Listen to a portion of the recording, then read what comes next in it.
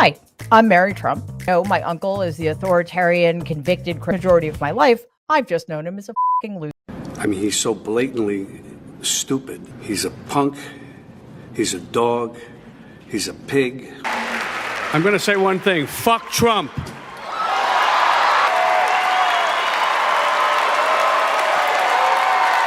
If you were in the Oval Office today, what would you say to him? One word: resign. Hello, I'm Mary Trump. Yes, my uncle is a convicted criminal authoritarian, currently tearing the country apart from the comfort of the Oval Office. But for most of my life, I've simply known him as a failure, a deeply broken man obsessed with himself. He's a sociopath. He's a malignant narcissist. Yes, him. He's stupid. I mean, profoundly stupid. He's a thug. He's a doe. He's a pig. He's a con man and a artist, a punk. That guy is unhinged. I'll say it. Trump. What does an American president look like to you? Because to those who know him best, he's a manufactured landfill of narcissism, fraud, and fast food-fueled rage. Yet somehow he still looks in the mirror and sees Mount Rushmore. Now he's losing his mind because the truth has finally broken through the hairspray. A new book, written by his very own niece, exposes what everyone except his base already suspected. He's a fraud. I don't hesitate to call Donald a narcissist. He checks all 9 boxes listed in the Diagnostic and Statistical Manual of Mental Disorders. When your niece calls you a failure, your former lawyer calls you a sociopath, and Dairo says he wants to rearrange your face. Maybe that's not fake news. Maybe it's just what you don't want to hear. Most of us would collapse if a family member called us mentally unstable. Trump made it into a brand. He stitched it into hats. Mary Trump brings the dysfunction to light. George Conway did the psychological assessment, and Dairo, he brought a shovel. So if everyone who's ever known him ends their sentence with resign or run, maybe this isn't about politics at all. Maybe it's just the unbearable stench of an unchecked ego. Everything you're about to hear comes from those who know him best. And if that doesn't scare you, maybe it's time you subscribed. So what happens when a man obsessed with image builds a marriage the same way he builds his gaudy, hollow towers, gilded on the outside but cracked within? According to his own niece, this was never a love story. It was a branding strategy. And Melania, she's not stuck. She's making arrangements, legal, financial, and very, very quietly. He has no redeeming qualities left, and I believe he's dangerous. I have no hesitation calling Donald a narcissist. He meets all 9 criteria listed in the Diagnostic and Statistical Manual of Mental Disorders. When your own family starts quoting psychiatric textbooks instead of raising a glass at Thanksgiving dinner, you know the holidays are about to be tense. She didn't call him difficult. She said he was textbook dangerous. Forget moral flaws. We're talking about a man clinically designed to love no one but himself, outside the reflection in his mirror. And guess who's been living with that mirror?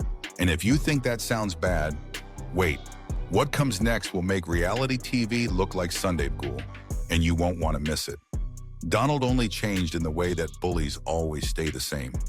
Even when we were kids playing baseball in the yard, like when I was 6 and he was 28, he'd still hurl the ball as hard as he could at me. He did it once. I thought I broke every bone in my arm because he had to win. He had to be better. Let's take a moment and reflect on that. A grown man throwing a baseball at a 6-year-old and calling it competition. For most people, childhood is where empathy begins. For Trump, it's where domination took root.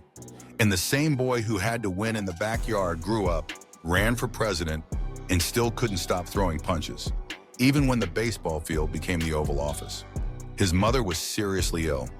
She was emotionally and physically absent for nearly a year, and that left a scar. During that time, the only caregiver Trump had was his father, a man described as a clinical sociopath. You mean he was a sociopath? Yes, he lacked any form of empathy. He was pathologically driven to turn people, even his own children and wife, into tools for his personal gain. So Trump's emotional development wasn't just neglected. It was shaped by a man who saw love as weakness and people as poker chips. While most children are told bedtime stories, Trump was taught the art of control. With that kind of blueprint for family, a cold, distant marriage with a Melania was almost inevitable. When you view relationships as transactions, you don't build a home, you build a brand alliance. If love is the one thing you've never known, maybe your marriage isn't for living, it's for showcasing. And in the end, he's still that same bully. He remains a man fueled by grievance and, quite frankly, incapable of doing anything alone. This is a dangerous man. We already know that because he said that if he ever returns to the White House, his entire administration will revolve around settling scores and punishing political opponents. Grievance isn't just his political strategy, it's his emotional currency. This is a man who never heals. He hoards resentment, scandal, power, and yes, people too. So when Melania stopped playing her role, stopped smiling on cue, stopped being useful, he didn't see a wife slipping away. He saw an asset walking out. He's never felt safe. He's never felt loved. And I think if you start from that kind of deficit and never find someone who can fill that void or help you heal, then you become prey to anyone who sees you as useful. Unfortunately, my grandfather hurt Donald the most because he exploited Donald's weaknesses and the pain he carried. The pain from when his mother was absent, and he had to rely on the only figure left, his sociopathic father. This wasn't just emotional damage, it was structural. Trump wasn't raised to love. He was raised to perform, to protect, and to punish. So what do you get when someone like that enters into marriage? You don't get a partnership. You get silence, strategy, and a first lady who learns to survive by disappearing. And that's one of the fascinating things about him. Deep down, he's an incredibly insecure man. He's terrified. And that partly explains the extreme lengths he goes to convince himself and everyone else that he's always right, always great, and always the best. Behind every golden elevator and MAGA hat is a man terrified of being ordinary. Trump doesn't actually believe he's the best. He just needs you to say it before the mirror cracks. And when fear runs that deep, control becomes a survival tactic, even within the walls of your own home. This wasn't a marriage built on love. It was built on paranoia, illusion, and strategic silence. Melania didn't just learn to live behind a mask. She learned how to disappear inside it. But what if that silence wasn't surrender? What if she's been taking notes this entire time, quietly preparing for the perfect moment to flip the empire inside out? He's still the president of the United States, a sentence that terrifies me to say. And even if he doesn't fully understand why he does the things he does, even if he imposes tariffs without grasping how they work, those actions have very real consequences for our future. He doesn't understand what he's doing, yet he's doing it to all of us. This isn't policy, it's nuclear roulette. Now imagine living with that chaos every single day, every headline, every outburst. No wonder Melania doesn't smile. She's too busy chronicling the collapse. He keeps acting like a tough guy. Now, I don't mean he's aggressive, but he's not a tough guy. And he doesn't care about them. He doesn't care about their personal struggles. And we can see it. Just look at what's happening to the economy.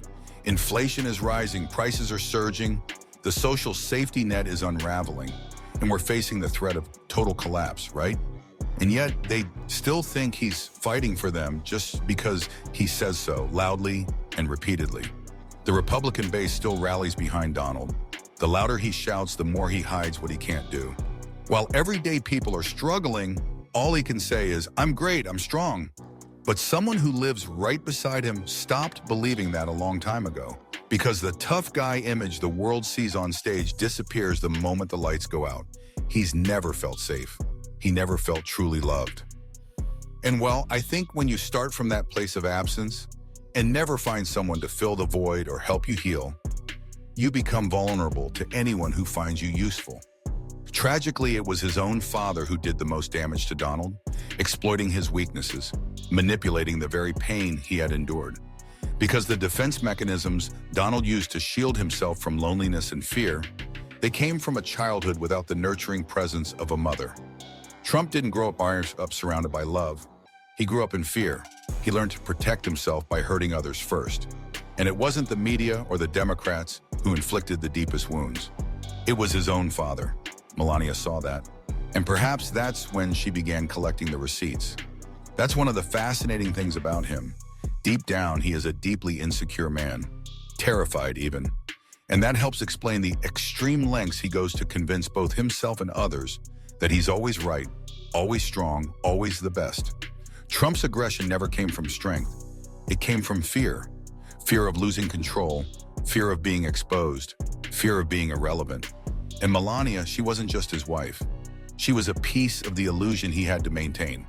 So while he was yelling, "I'm the best in the crowd," she was quietly building a dossier. First of all, fundamentally, he's a racist. I mean, he thinks he's better than everyone else. You know, he was raised in a racist household by a racist father.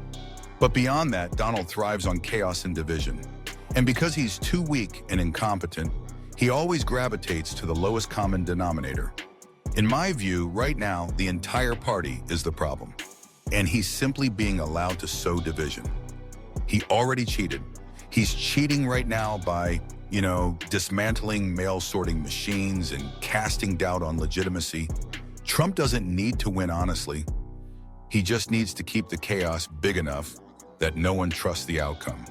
Division isn't a flaw, it's his survival code. And when a man fears the truth more than failure, the real threat becomes the thing he thinks he controls, the quiet woman with the receipts. When your niece betrays you, your wife stays silent, and your lawyer starts suing, you're already in deep trouble. But when old allies and Hollywood legends start to speak up, it's not just about losing control, it's about losing the script entirely. George Conway saw the legal collapse. Robert De Niro sensed the moral one, and both had the same message. This isn't just shameful, it's dangerous. We've seen it before. The first sign in any regime ruled by a narcissist obsessed with power is corruption. And this president has no goodwill, no sense of compromise, and frankly, he doesn't care. He's an outlaw. And what we're watching is essentially a criminal enterprise. That's not from a Democrat, that's from George Conway, a lifelong Republican and the former husband of Trump's senior advisor. He didn't just call Trump corrupt.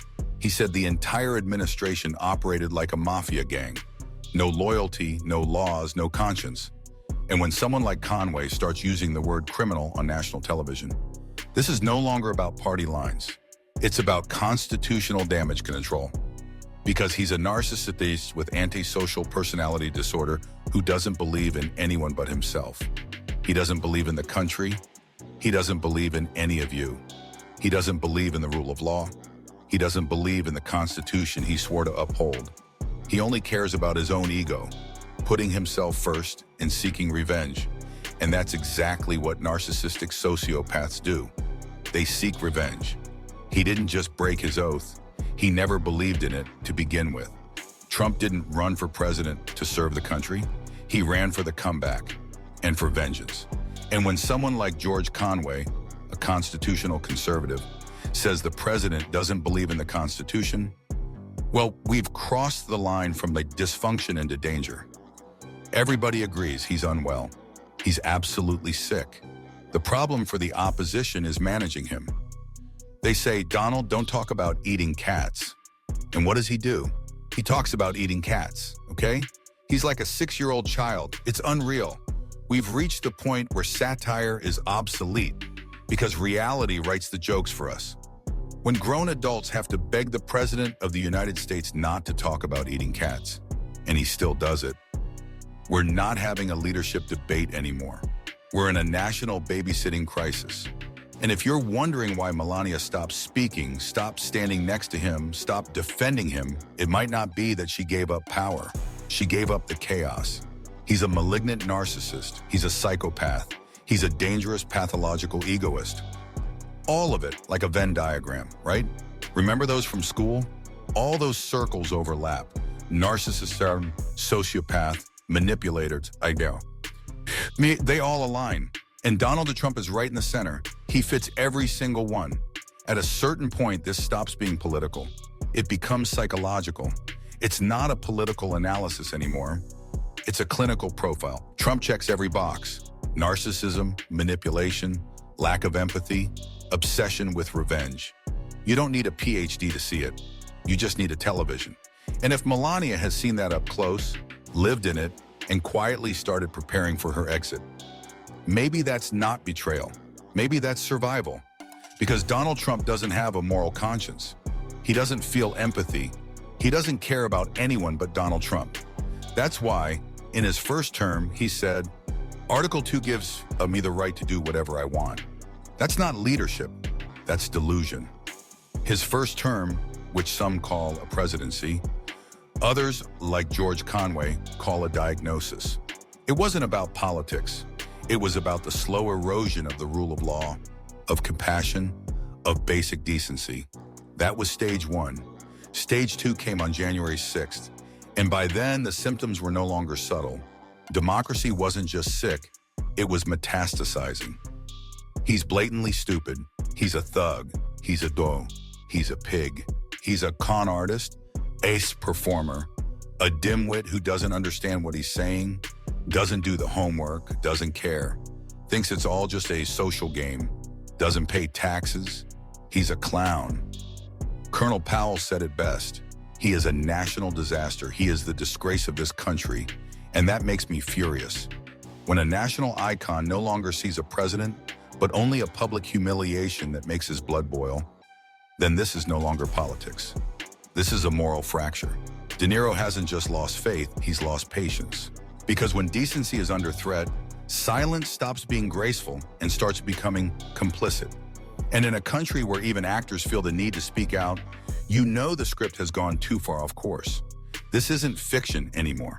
This is a crisis. Talking about how he wants to punch people in the face?